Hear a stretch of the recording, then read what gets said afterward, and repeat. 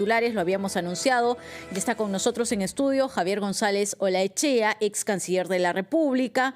Bienvenido, muy buenos días. Varios temas que tratar, pero el primero, y no queríamos por supuesto dejar de lado porque faltan menos de 2 horas en realidad para que Eduardo Arana, el jefe del Gabinete de Ministros, vaya al Congreso de la República en busca del voto de confianza. ¿Considera usted, ex canciller, y además por cómo vienen hablando en las bancadas, solo 3 de 14 han dicho que sí le van a dar este voto o esta aprobación al nuevo gabinete, ¿lo va a conseguir? Buenos días, Joana. Buenos días, Carlos. ¿Cómo está? Gracias por la invitación. No podemos saber qué cosa va a ofrecer el gabinete Arana.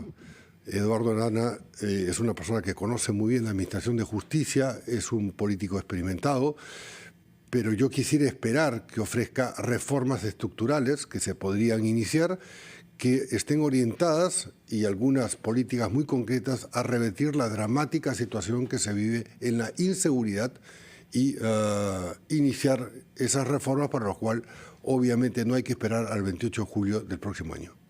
Don Javier, la presidenta Dina Boluarte hizo bien en firmar el acuerdo de alta mar. ¿Usted considera que este acuerdo, como han manifestado algunos especialistas, no todos, pone en riesgo la soberanía marítima del Perú, las 200 millas?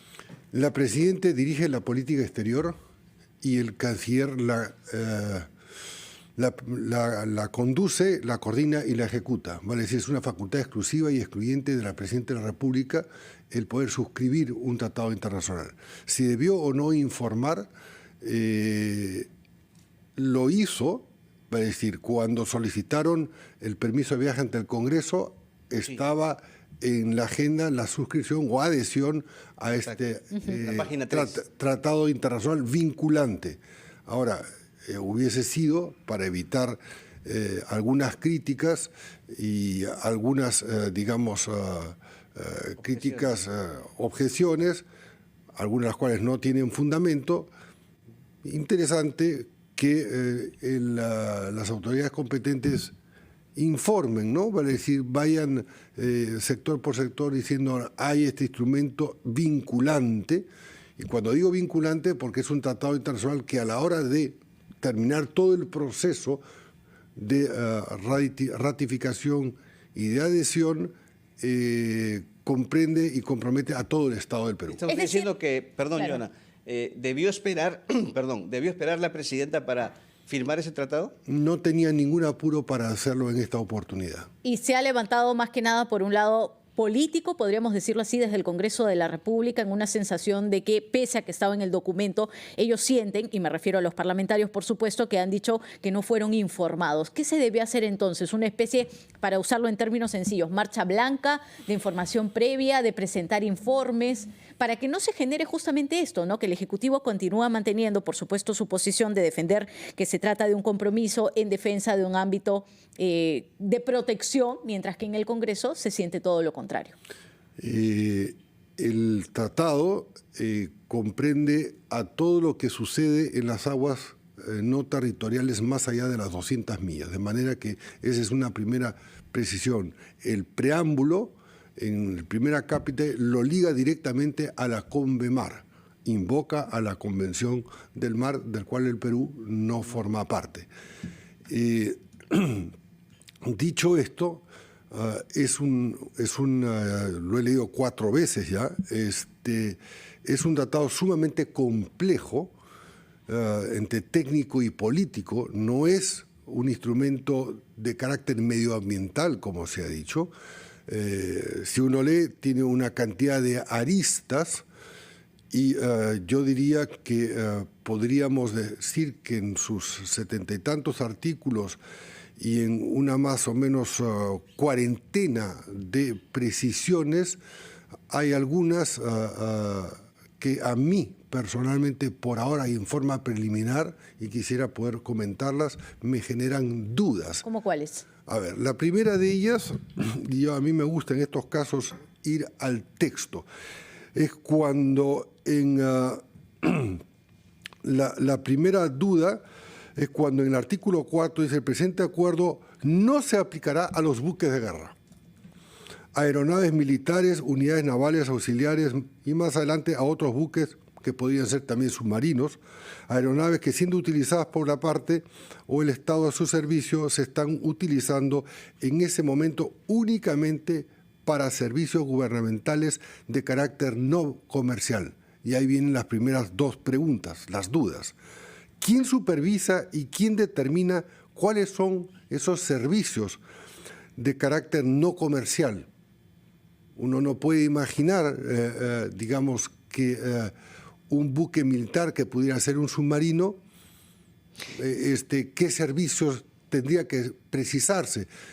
Tendría, por lo menos, deberíamos tener la respuesta. Pero, y la Javier, segunda duda sí, respecto a esta afirmación es cuáles son otros servicios no comerciales, porque en cierta medida cuando dices, bueno, ¿quién lo determina?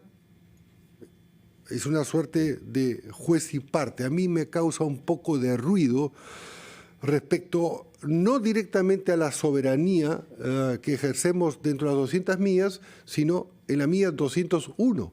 Sabemos que pescan buques de alta mar, sabemos que hay grandes potencias que tienen una capacidad militar y que el océano es un ser vivo, ¿correcto? Entonces lo que yo causo acá tiene consecuencias dentro, o podría, vamos a ponerlo en carácter condicional, consecuencias dentro de nuestras millas. Pero la premisa es, para los críticos, y le reitero la pregunta en concreto, ¿este tratado pone en riesgo la soberanía marítima del Perú? El ejercicio, entendiendo por soberanía, el ejercicio pleno de la capacidad de imperio, de determinar lo que se hace dentro de esas 200 millas, no. Muy bien. Don Javier, quisiera tocarle otro tema, y ayer ha surgido una situación bastante complicada, ya desde el punto de vista político, en el caso de la presidenta Dina Boluarte, porque el médico Mario Cavani ha dicho que ella ha mentido con relación a su operación. Y hay quienes plantean ya la posibilidad de una vacancia presidencial nuevamente. ¿Usted cree que es conveniente para el país en estos momentos vacar a la presidenta por este tema? Yo no estoy de acuerdo con las acusaciones constitucionales que pudieran derivar en una vacancia en un tiempo tan estrecho y próximo a las elecciones, porque la verdad es que alteraría la política y la estabilidad del país. Sin embargo, lo que hemos visto y oído en la televisión son acusaciones muy graves y, de lo que se afirma, documentadas. Y evidentemente hay un compromiso de carácter moral que el Congreso debe evaluar con toda la objetividad del caso, y si prosperara una acusación, garantizando la legítima defensa. Pero esto se hace en un contexto de la presentación de un gabinete que evidentemente, coincide desafortunadamente con todos estos sucesos que hubiera yo deseado, como la gran mayoría o la totalidad del país, que no sucedan. Pero más allá, ex canciller, del tiempo, ¿es para usted una causal de vacancia presidencial? ¿Las cirugías? No, las cirugías no. El hecho de haber ocultado y la además, información. va a decir, el hecho de lo que afirma el doctor Cavani, creo, ¿no? Sí, Mario Cavani. El doctor Cavani, respecto al tiempo que estuvo efectivamente ausente en la operación, y después de la operación... Sería por eso causal de vacancia. La Presidenta no ha dado respuestas claras, y sobre todo respecto al día en que estuvo, según este informe y esta carta notarial, totalmente inhabilitada para firmar esa norma que fue publicada, don Javier, firmada y publicada el mismo día, ¿no? Don Javier, ¿para usted la presidenta le mintió al país? yo creo que la señora Presidente no dijo todo lo que debía decir. Por eso, ¿le mintió al país?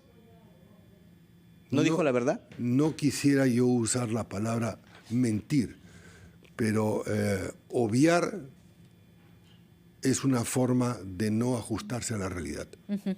Hay también un tema bastante, digamos, pendiente, porque cuando se pone sobre la mesa causa muchas sensaciones en la ciudadanía, en los políticos en general. El canciller Elmer Schaller ha señalado que el Ejecutivo evalúa, y esto lo ha dicho además en varias ocasiones, evalúa enviar presos a El Salvador, aquellos que son más peligrosos, ¿no? ¿Qué opina respecto a ello, ya que usted también ha sido canciller en su momento? Y es un tema importante porque sabemos que inseguridad, delincuencia y extorsión es algo que está agobiando a nuestro país.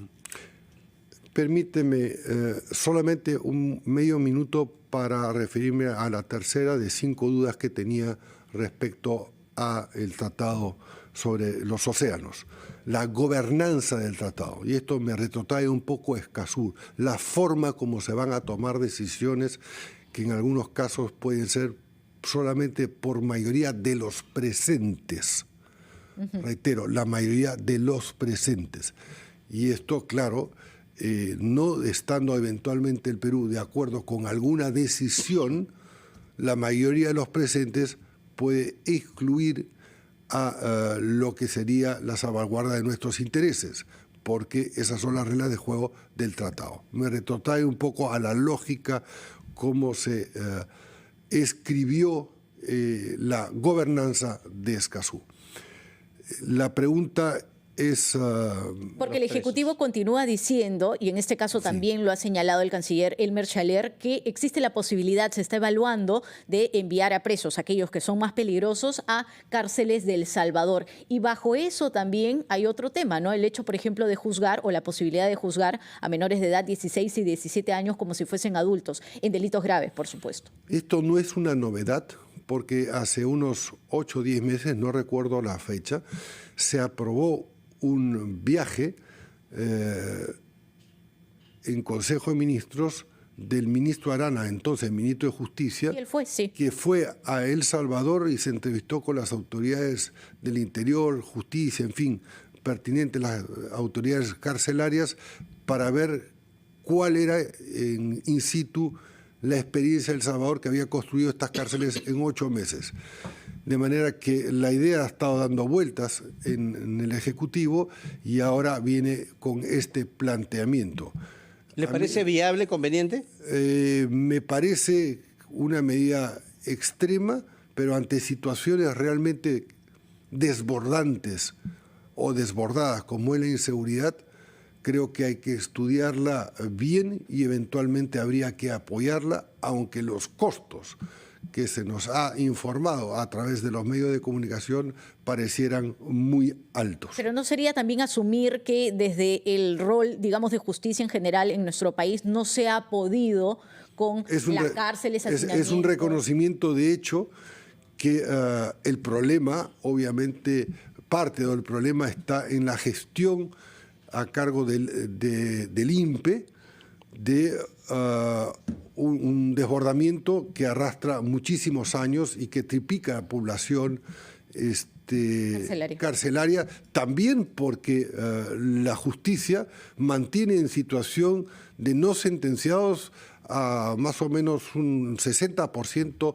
de quienes están ahí. Y respecto a los menores de edad, me mencionabas tú 16 años aproximadamente, yo sí considero, estaría totalmente de acuerdo que fueran imputables como cualquier adulto. Muy bien. Don Javier González Olachea, ex canciller de la República, muy agradecidos por su visita esta mañana aquí a los estudios de RPP. Muy amable. Muy buenos días. Muchísimas gracias. Lo único que yo quisiera añadir es que cuando el gobierno presente conforme al artículo 76 o 67, inciso F de la ley del Congreso, del reglamento del Congreso, el proyecto de resolución legislativa para que evalúe si es bueno o no el convenio, se haga con tranquilidad, con la pausa que necesita, no tenemos apuro. Y además se cumpla lo que no ha sido siempre digamos, una práctica con remitir todos los informes de los órganos comprometidos y competentes. Va a decir, no lo que opina la dirección tal, sino lo que opina el ministro del sector, porque este es un acto, la conformidad por parte del Congreso es un acto político, y entonces el Congreso tiene que hacer un control político y con calma, con seriedad y con documentación. Don Javier González Orachea, le reitero nuestro agradecimiento. Buenos días. Buenos días a ustedes, gracias. Muy bien, el ex canciller Javier González Orachea estuvo en los estudios de RPP. Pausa y regresamos.